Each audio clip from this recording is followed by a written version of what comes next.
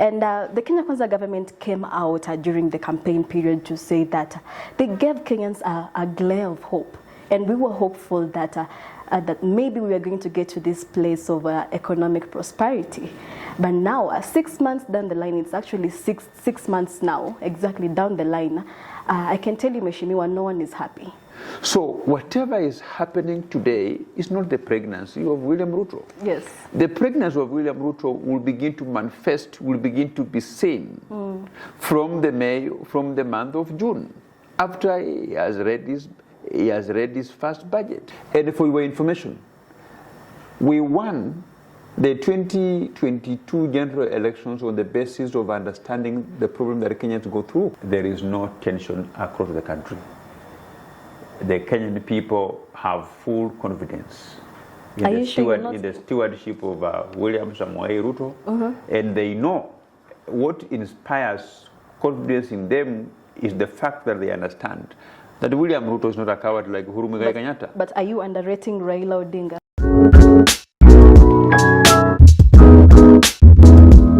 Thank you for coming to the show, Mheshimiwa. Asante. I sent a post to viewers recently and people really asked me, yes, this person has really gone under the water. Where have you been? I've been around. I've been in Bungoma. Of course, I oscillate between Parliament, Nairobi, and my constituency. I've been very, very, very busy. You know, after the elections, I had the luxury of, you know, the benefits of being a second-term member of Parliament, where, you know, I had projects that I had initiated during my first term. So a number of them are getting completed. We speak now, and I've just been busy supervising them, checking whether they are fine or not. Okay. Yeah. That's great. Yeah. You look sharp. Thank you. You look really nice. Thank you very much. Thank you so much for coming to the show today. Yeah. Now, Mheshimiwa, you saw what happened yesterday with the Matiang'i saga. He was summoned by the DCI and now he's facing charges.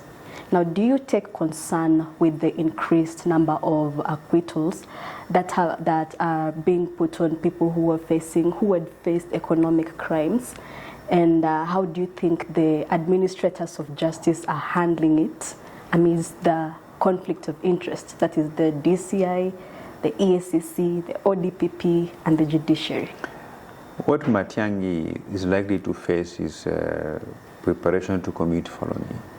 You know, you remember he gave wrong information to the media people that police had raided his house in Karen, which was not the case. And that is not an economic crime.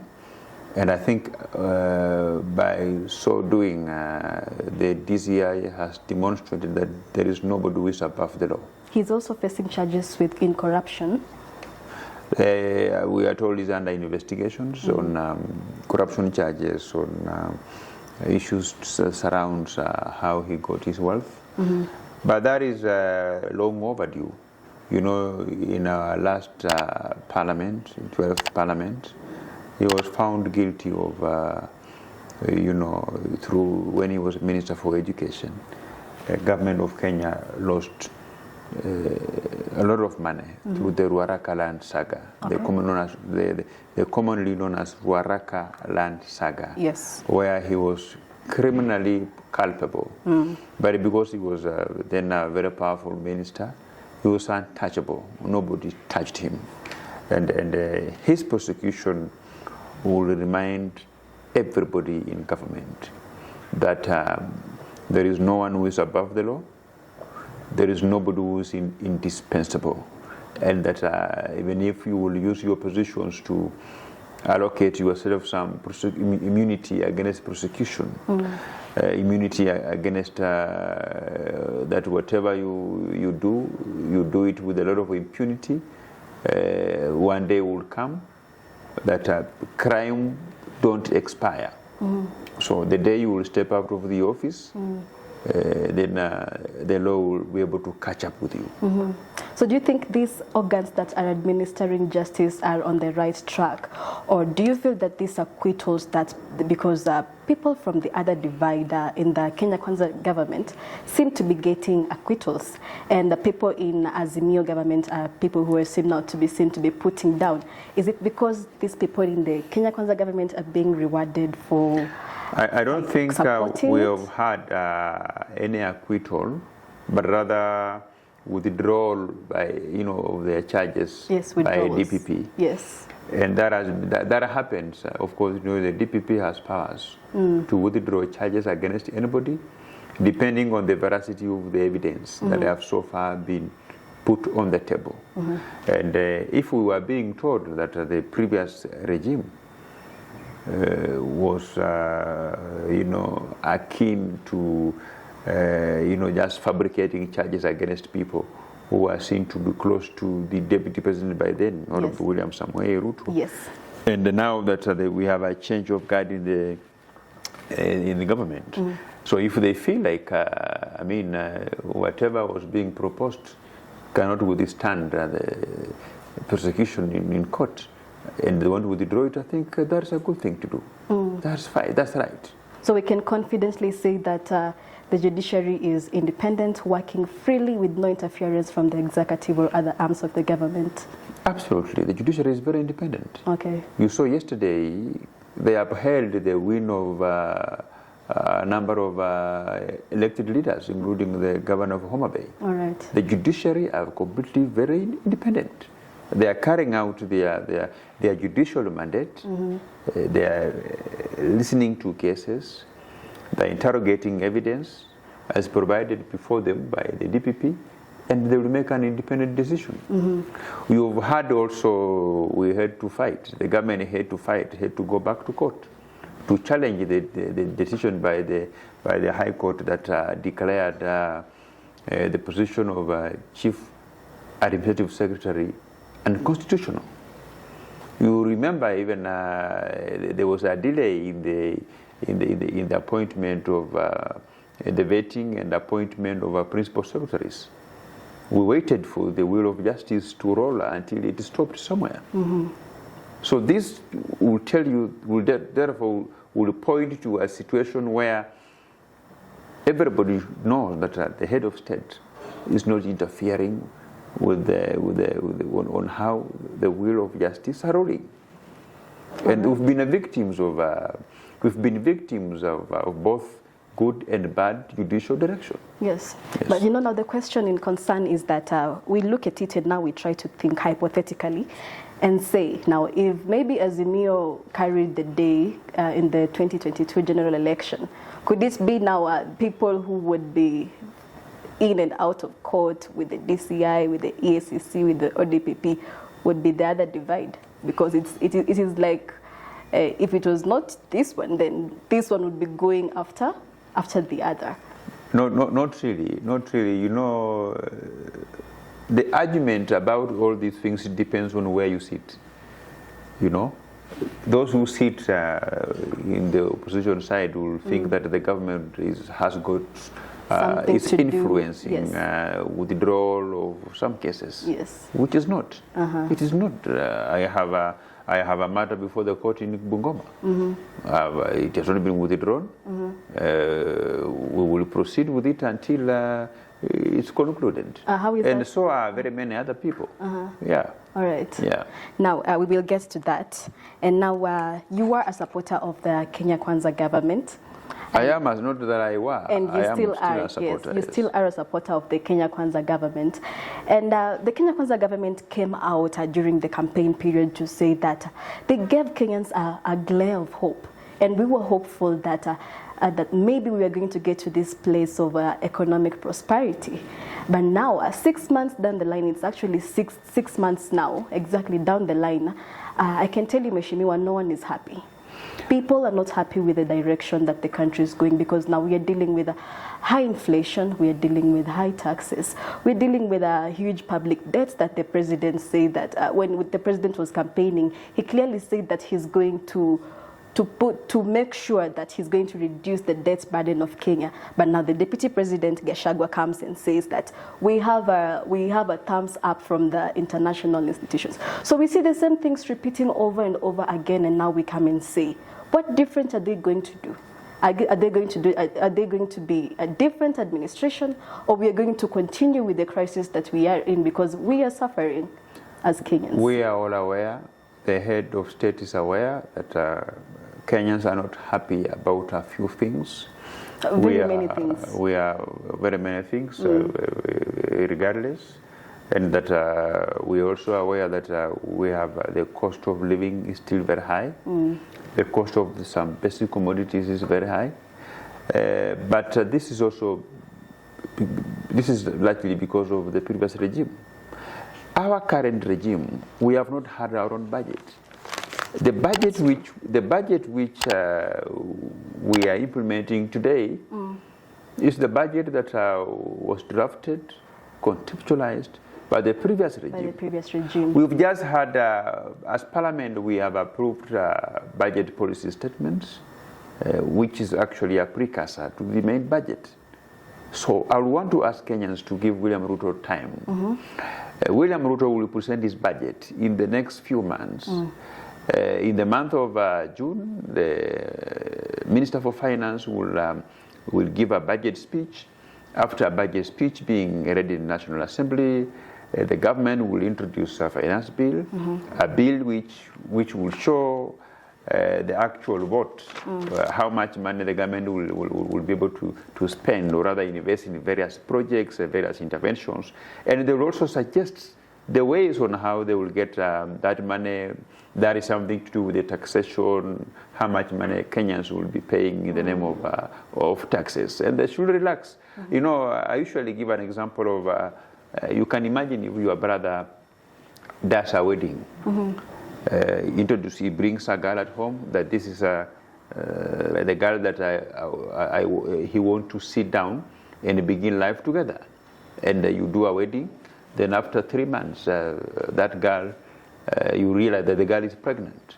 Definitely, the pregnancy will not be for your brother. It will be for somebody else. So whatever is happening today is not the pregnancy of William Ruto. Yes. The pregnancy of William Ruto will begin to manifest, will begin to be seen from the month of June, after he has read his first budget. We are implementing Uhuru Kenyatta's budget. All right, Mheshimiwa. But now, pregnancy is quite different from this technical situation that maybe is not even technical, because you want to say that he's still fixing the mistakes of the previous regime. But government, the way government operates, it doesn't operate like a non-governmental organization. Government operates, is guided by the laws of this country.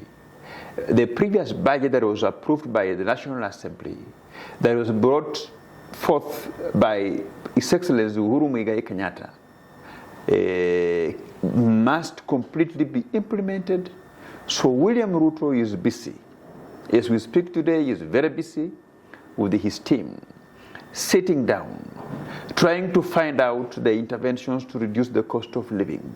And that can only be possible after his budget. So when he will bring his budget, the budget will contain a lot of things to do with the interventions to bring down the cost of living. The current budget which we are undergoing through, which is being used to fund the government operations today, is the budget that belonged to the previous regime. All right, all right. Now that is a statement that you would say, and maybe the viewers will come to understand. And viewers, keep on subscribing to this YouTube channel as we go on.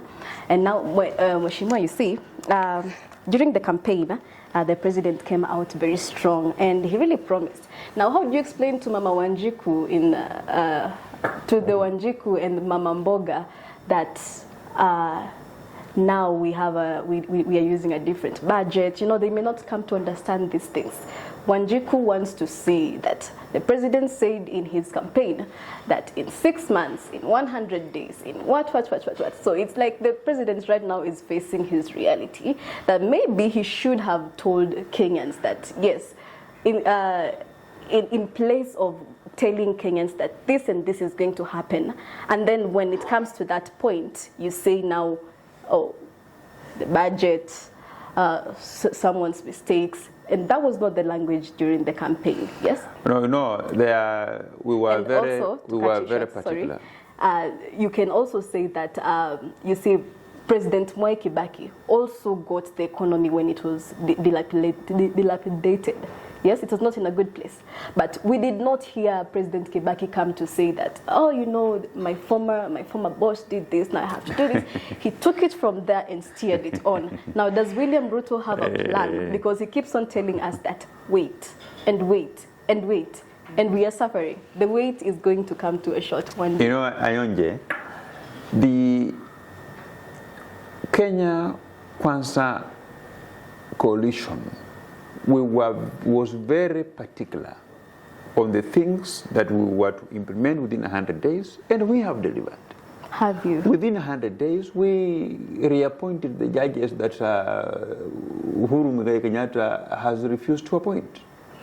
Within 100 days, we had launched the Hustler Fund. That is what dominated. Our campaign. And for your information, we won the 2022 general elections on the basis of understanding the problem that Kenyans go through, most particularly as they aired them out through our regional economic forums, and we signed various economic charters. Our former president Mwai Kibaki, when he took over the reins of government in 2002, that was in December, the economy of this country did not change in 3 or 4 months. The economy of Kenya began to change in 2003 after he read his final budget.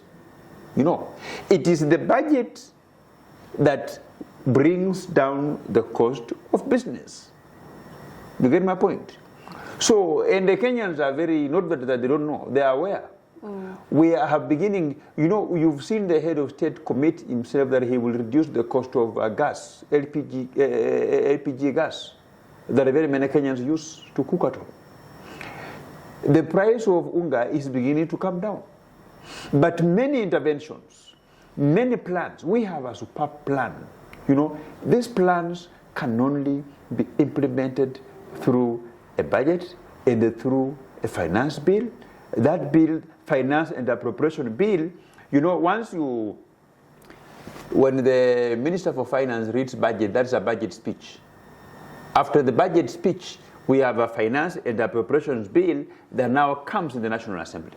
This bill will show the actual figures and the actual investment. When we talk of reducing the cost of unga, what are the interventions that the government of Kenya will invest in? It will be contained in that document, which Parliament now will vote and approve. And the same document also, the same bill also, it indicates where the government of Kenya will be getting money to fund this budget. You know, right. For the previous government, where it was getting money to fund this government they proposed increase in some taxes. You know, so that bill will when the bill will finally be out and the table on the floor of the House. Now Kenyans will be able to see where the government will be getting money and whether we'll continue to face an increased cost of living. Of course, the cost of living comes because of taxation. Okay. Yeah? Yes. Because of taxation, when you tax the very basic things that Kenyans use, the cost of living will go up because manufacturers will begin to go up. So we'll wait to see what are some of the incentives that manufacturers will be given. They will go a long way into ensuring that the cost of the very basic commodities that Kenyans use goes down. So Kenyans will hold their horses. The government is not sleeping. The technocrats that have been hired to assist the government to pull down the cost of living is not sleeping. And whatever hard work that they are doing will be reflected when the government will finally unveil their first ever budget in the month of June this year. All right, so ladies and gentlemen, it looks like we'll have to tighten down our belts, they say, and sitting tight, and you are on record. You say that. So in 3 months' time, in 5 months' time, we will come back here and say, Mheshimiwa, you said this for accountability. Yes. Please, not even 5 months down the line. Immediately, the budget speech has been given, and the bill is tabled on the floor of the House. You know. And also, you see, the responsibility of bringing down the cost of living doesn't just lie squarely on government, but it has got a lot to do with Parliament. All those interventions must get support on the floor of the House by members of Parliament. We will debate that bill, we will do amendments, we will support it, we will enrich it to ensure that it will be a bill that will go a long way to lessen the cost of living in this country. Not just the cost of living, but even the cost of doing business. We must ensure that our tax regime is very friendly to the investors. We must seal loopholes that are pushing investors close shop in Kenya and to go to open elsewhere. We've done enough research. We have engaged the right team. I can assure Kenyans that after next year's budget that begins in the month of June, Kenyans will see very serious changes in our tax legislation, in our interventions to bring down the cost of living. We are not going to the previous government. What the previous government was doing is that they will initiate a project, put in too much money, but what determined this project to be put there is not that it will improve the life of the Kenyan people, but it has been earmarked to be used as a conduit to siphon the money. Yeah, Kenya Kwanzaa government will ensure that all the projects initiated are projects which will inspire hope in Kenyans, will create employment, reduce the cost of living. You get my point? Yes. We will never be driven by the business interest of 50 people to dictate to us on what projects to initiate, what projects to be put in budget. But we will be driven by the interest of 50 million Kenyans. The 50 million Kenyans are the ones, 50 million Kenyans' desire is the one that will shape the budget for this government. Yes. But before you get to that place where the budget has to come out, there's a concern about austerity measures with the Kenya Kwanzaa government. People are concerned, the public is concerned with the government spending, and people are not seeing the sense of, how they say, the president is moving with his motorcade every Sunday, going to different places. That costs money. So you see to a normal Kenyan, a normal Kenyan will see, this is money that can be put here and here and here to do it. So as much as you say, there is no money to do this and this, to employ more doctors, we are wondering about the austerity measures in the Kenya Kwanzaa government. What do you have to say about that? The only austerity measure that Kenyans will have a problem with is foreign trips, which I will explain why we have had so many foreign trips in the recent times. But the head of state moving with his motorcade from one church to the other, that is not a problem. We never elected William Ruto to sit in State House. How much does he spend in 1 weekend? That's a question you should ask him. But I'm only justifying why he has to move from places to places. You know, we never elected him to go and sit in State House. We want him to interact with us, to interact with the common mwananchi, so that he can be able to have a feel of how our roads are dilapidated, so that they continue to have a feel on how the women are selling their groceries in scorching sun, to have a feeling of the problem that Kenyans are going through. You know, when you sit in State House, you will be blocked. You might think that everything, all is well outside there. So we want him, and the Kenyans have no problem fueling his cars, so that they can continue to move from county to county, constituency to constituency, launching projects, using that opportunity to interact with the locals from that particular area. That is what will inform the government policy or what to be put in place. He should continue moving from around the country. Now, the only situation where Kenyans should have a problem with is that we have had a lot of foreign trips, but these foreign trips have brought fruits. These foreign troops, we owe our development partners too much money. Some of these foreign troops has been renegotiation of repayment plan, and either waiver or reduction in the interest rates, trying to see that they were done in the right manner, You see the government is committed to reduce borrowing. And develop this country through PPPs. PPPs are very good because you spend less money, and there is need therefore for the government ministers to be moving across the world, engaging potential partners who are willing to partner with the government through PPPs. So that moving around is justified. What we should be asking our questions is whether these foreign trips will bear fruits or not. And that is a question that Kenyans will wait for about a few months to see whether whatever Moses Kuria had been negotiating with the various partners to be able to invest in Kenya here will bear fruits or not. It's a matter of wait and see. But I am confident that the very number of foreign trips that the government of Kenya has made will actually bear fruits.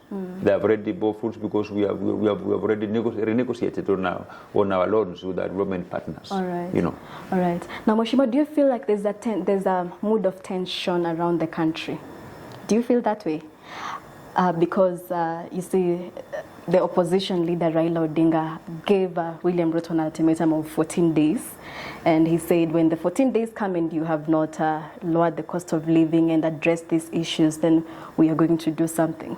Don't you feel that there needs to come a point where the opposition and the government are working in cohesion, that as much as we are in different divides, we are looking at the common goal of developing the country? My friend, what I want to tell the country is that there is no tension across the country. The Kenyan people have full confidence in the stewardship of William Samoei Ruto, and they know what inspires confidence in them is the fact that they understand that William Ruto is not a coward like Uhuru Kenyatta. But are you underrating Raila Odinga? Let me tell you, William Samoei Ruto is not a coward like Uhuru Kenyatta. He doesn't need to eat, to smoke, or drink anything to gain courage to face Raila Odinga. If Raila Odinga will engage in lawlessness, will engage in criminal activities, he will face the full wrath of the law, the same way a mama mboga, the same way a woman or a man from a rural place in Kimilili constituency faces the wrath of the law of Kenya if he sells illicit brew.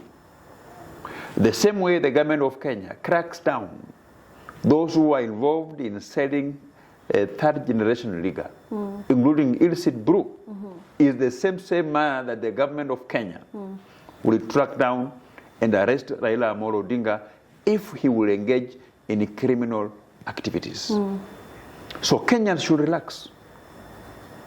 The same way Kenyans are relaxed in Mukuru Kwanjenga, the same way Kenyans living in Kimilili constituency are relaxed that no one will come and begin to steal their properties because we have got the law and we have got the police, is the same way Kenyans are feeling secure that we have a government that will not allow somebody being seen committing crimes from place to place.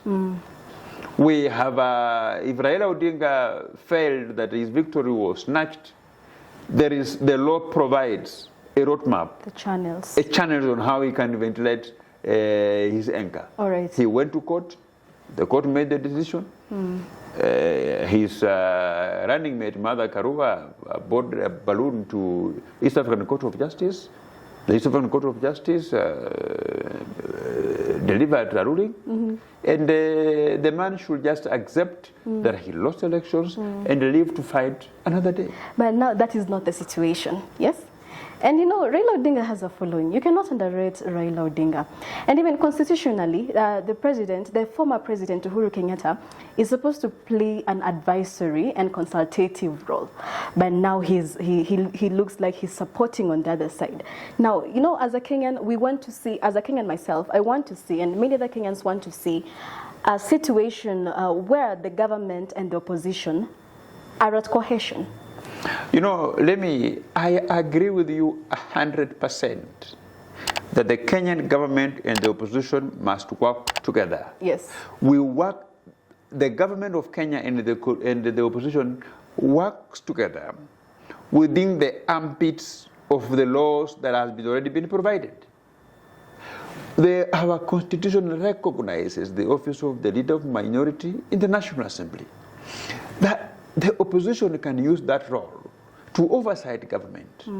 The laws of this country, our standing orders, have reserved leadership of key oversight committees of the National Assembly to be led by the opposition. Public Accounts Committee, Public Investment Committee, Special Funds Committee.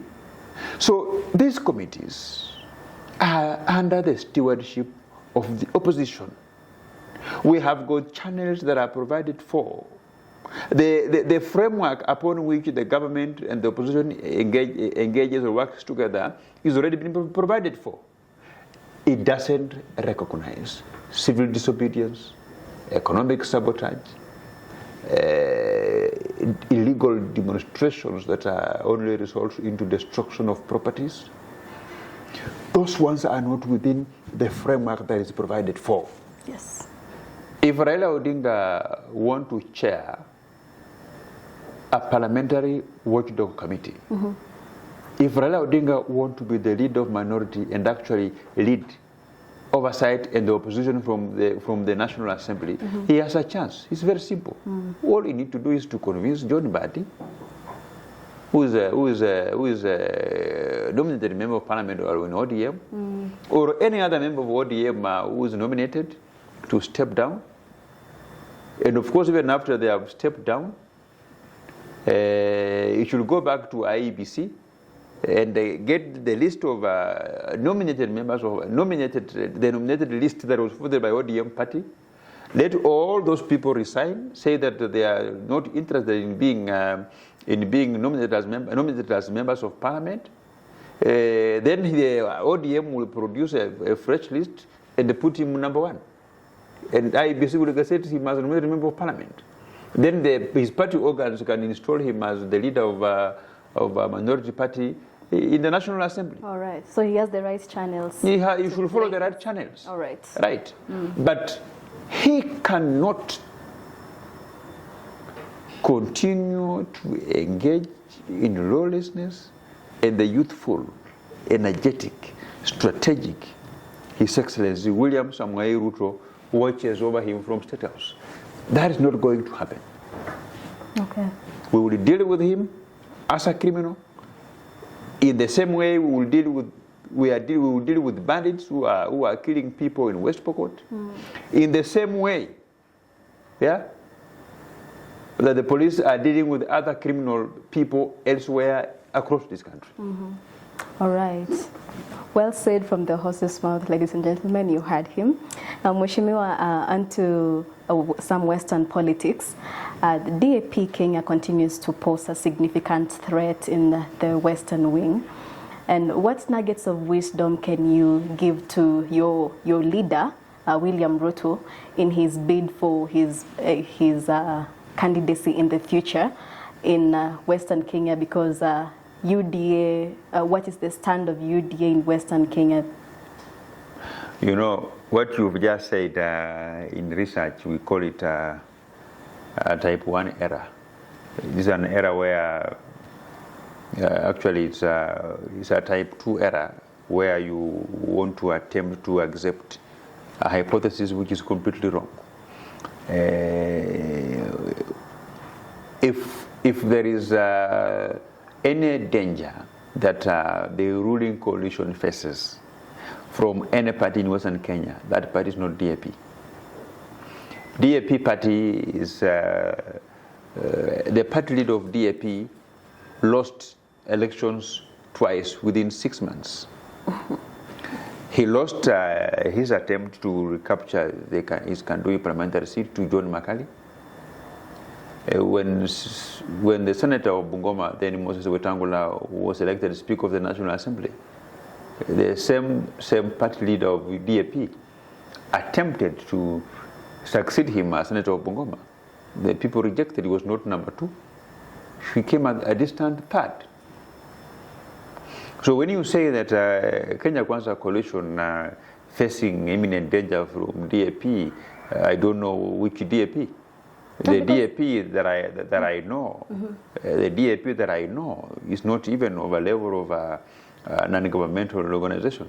It cannot even be equated to an NGO. Come on, it has produced some legislatures in parliament. There is, I know of Dick Maungu, I know of Peter Salasia. There's some legislatures from DAP, and it being a very young party. Okay, now let me tell you, for example, Kakamega County. They have, how many members of parliament do they have in Kakamega County? How many? I'm not sure. They have 1. That my friend Peter Salasia. And I tell you, you can go and do your research.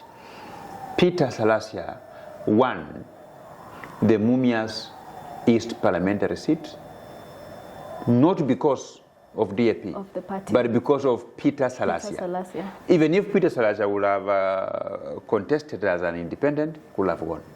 Even if he could have contested on a party called a dog or some, he could have won. Right? So there is no value that DAP Kenya added to Peter Salasia. But Peter Salasia is the one who added the value to DAP. Yeah? You go to Vihiga, they have 1 member of parliament in the name of the MP for Rwanda, my friend Maungu. In Bungoma, they have 1 for Bumula, in the name of Jaka Wanami Wamboka. Right? So, we don't face any danger from DAP. Now, what is your projection of Western Kenya politics when it comes to party politics, with the selection of Cleophas Malala as the Secretary General for UDA party? Not really. What I foresee in Western Kenya is that all those DAP MPs will end up in Kenya Kwanzaa. We can really debate about whether they will join Ford Kenya, whether they will join ANC or UDA. But I can tell you that as the clock ticks towards 2022, all those members of parliament, including those in Jubilee and ODM in Western Kenya, they will be in Kenya Kwanzaa. That will happen not through coercion, but through persuasion and through our track record. Because every single member of parliament will be driven by the desire to work with a team that is popular. And what makes a team popular is service delivery. We have a plan to sort out the economic problems of the people of Western Kenya. We have a plan to engage the people of Western Kenya in the areas that they feel they have been neglected by the previous governments, and by so doing, the people of Western Kenya will be solidly behind the Kenya Kwanzaa government, and any politician who wants to survive through an election, you will run the Mrife style to a coalition that is the darling of the people. So we want to persuade the people, the members of parliament who won their tickets through ODM and the DAP and the independent in Western Kenya, we want to persuade them through a service delivery like no other to the people of Mlembe nation, so that all of them can now come and join our hands, and we are already engaging with them. Because you cannot, government is not an island. A government works with members of parliament across the political parties.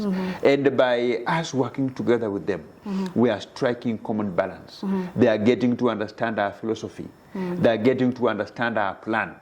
And they are being persuaded that actually we are a group of people that means what we say, that they can actually even improve our plan through participating in our forums that we've been doing, so that we can take the economy of our Mlembe people forward, the economy of the Western region forward, and by so doing, I mean, they will have no problem. All right. Peter Selassie will have no problem supporting re-election of William Samoei Ruto and even defending his seat on a Kenya Kwanzaa ticket if we will revive Mumias Sugar. If his voters who rely on cane farming will be happy. If we will sort out the infrastructural requirements within the Mumias areas, Mumias East constituency, I mean, he will join with us. You join to the person, you join hands with person providing solutions, All right. not person selling hope. All right. Well said. Now on to you, Mheshimiwa. You are an ex-KDF member, right? And what values has that phase of your life instilled in your political career? The only thing that I learned from the military is resilience. Being resilient and being disciplined. Discipline is a wide area. Yes. I'm talking about discipline of remaining focused to achieve your goals. When you set up your goals and you are not resilient, you're not disciplined, you can give up along the way. But the military taught me the discipline of pursuing your goals to ensure that you actually you pursue your goals and actually you implement them. Where you meet some bottlenecks, you O-group. O-group means you go back, you turn back a few steps, you sit, you re-strategize and move forward. That's why I'm very forthright with my goals. I've been able to achieve the very many goals in my life, and most importantly, the very many buildings that I've built in my constituency, the very many infrastructural changes that I've caused in my constituency because of coming up with a proper strategy, assembling the tools that are required, trying to screen through the road to where you want to go, and ensuring that before you take off, you have got the necessary arsenal and the resilience to withstand the challenges that will come across along the way. Yes. So that is what I learned from the military. Yes. And meeting you personally, I can attest to you really looked disciplined and focused and well put together. But now there is also word out there that you are really of short temper and quite aggressive in some scenarios. What do you have to say about that? And in relation to that also, viewers are also eager to hear about the murder case that you are facing in the wheels of justice. Now, as much as the courts pronounced their judgment, do you feel there's a side of your story that hasn't been said when it comes to the relation of the murder incident that you were involved in the electioneering period? That one I cannot talk about it because it's ongoing in a court of law, and the truth will come out. And I can only reiterate what I said. When I surrendered myself, I said I will cooperate with the police, something which I've done up to date, and I will continue to do, so that at the end of the day I will also want to know what transpired, because there were a lot of fabrications that were done at that time. There were emotions, political emotions, and those who are losing will begin to fly things that are completely not true and paint a completely different picture. The fact that I have cooperated and I continue to cooperate with the police, with the court, so that justice can come out. Kenyans will continue to wait. I cannot dwell too much in it because I can't talk about the merits and demerits, because that's a matter that is undergoing in a court of law. Right. The second thing is that in a world of politics, you don't expect of everybody to like or love you. Some will hate you because you've taken a completely different political trajectory from them. Some will not like you because maybe you are more aggressive than them. You are more aggressive than the people they support. And all said, we are human beings. I am not an angel. We have our own weaknesses. We have, every human has their limitations. And the people of Kimilili constituency, the people of Bungoma have overlooked my weaknesses and focused on my strength. Right. It is the strength of a person that will take you forward. Even the teachings of the Bible teaches people to get the encouragement from Jesus Christ. When Jesus Christ wore the human heart, the human body, he went through a lot of persecutions, a lot of negative energies. People connived to crucify Jesus. They plotted to kill the son of God. You know, the devil took him to a mountain, tried him 7 times. You know, we are treated to situations where Jesus was found in the evening near the river with a Samaritan woman. And you wonder what was Jesus doing with a Samaritan woman at the river in the evening. Of course, you know from our cultural backgrounds what women go to do in water. In other words, they go to fetch water. So why was Jesus waiting for this lady at the whatever? That one came to strengthen us, that because we are wearing a fleshly body, we should also go through the temptations, the persecutions, similar to what Jesus went through. Okay. You know, everybody. And I think I am not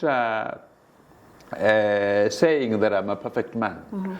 I have my own weaknesses. I have my own iniquities. That's why I pray every day, so that God can strengthen me, so that God can make people to focus on my strength and not my weaknesses. All right. I never came from heaven. I just came from a woman's womb, like any other person. And by so doing, some of the weaknesses that human beings have or they go through, some are because of their backgrounds, how the others are wrong perceptions about them. You know, the only thing that I know is that I am extremely vocal on matters that affect my people. Okay. Today, if I'm told that we have people who are destroying businesses in my constituency, that we have a team of county government askaris who are pulling down vibandas of Mama Mboga, of course, you don't expect me to maintain my cool. I will lose my cool at some point because of the way we do our democracy, where even in the National Assembly we have scrambled for the scarce resources. Various members of parliament, we represent our constituencies, others represent the special interest, and when all of us meet at a place where we all scramble for the scarce resources. We have little money that is being shared to develop our roads, so we have scrambled for that every constituency will have a share. And when I feel like I'm being disadvantaged, and you know, when I'm disadvantaged, my people will be disadvantaged in big way. You don't expect me to maintain my cool. No, you I will won't. lose my cool. All right. You know, get my point? Yeah. That is how even Jesus himself, when on this day when he went into the temple, and I found that the people who were in the temple had converted the temple into a business or marketplace, he lost his cool. So losing cool is not a weakness, it's a strength, depending on where you are looking at it from. If you look at it from an oversight point of view, a representation point of view, then you know it is a strength. From where I come from, we say, when you go to a place where meat is being shared, where there is crumble for meat, and you go there and you play a Mr. Goodman, you sit on the desk under a tree, waiting for those who are slaughtering the cow to give you a piece of share. You will not even get even the tail, because the guy who owns a salon or a kinyozi will take it to use it to be wiping people from their back so that they can be clean after receiving a shave. Okay. So you have to go there and stamp your authority, say, hey guys, I am here.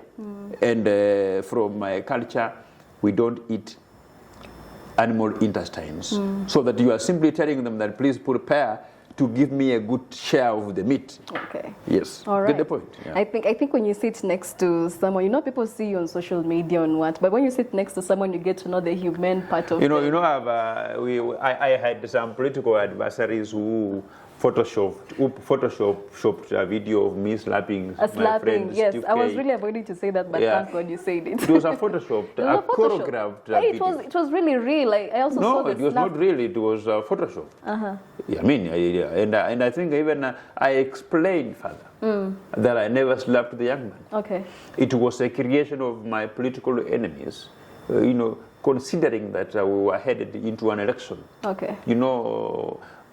Politics, the only thing that is bad about politics is when you are nearing elections, your opponents will want to paint you anything as a very bad person, so that the voters can reject you. But the fact that I was able to win my re-election by garnering 71% of the total vote cast is a vote of confidence, that my people have confidence in me. The fact that I've already been receiving encouragement from various religious groups, various organized groups, to run for governor of Bungoma, so that I can expand my knowledge in developing community constituency to benefit other constituencies as governor of Bungoma. It is enough to mean that my people have no problem with me. They have trust and confidence in me. All right. So the issues about my temperament or my not being a good person is immaterial. Minor issues. Those are small issues that don't mean anything. They don't count.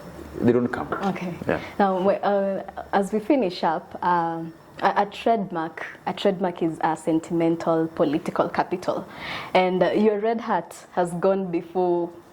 Has preceded you before your electorate and even the executive, because we see the red hat and we see Didmus Barasa. Now, is there an inspiration to your red hat? Yeah. And has it sufficiently... Before I come to that, I think I will want to communicate to the deputy leader of majority, Owen Baya. You saw him in a very important function in his constituency, wearing a hat similar to mine. You've seen the deputy speaker of the Senate. Yes. Wearing it every time. Yes. And you've seen a number of people wearing it. It means also a role model. A role model is not just somebody you just admire for the sake of it. Even you want even to adopt their dress code, how they dress.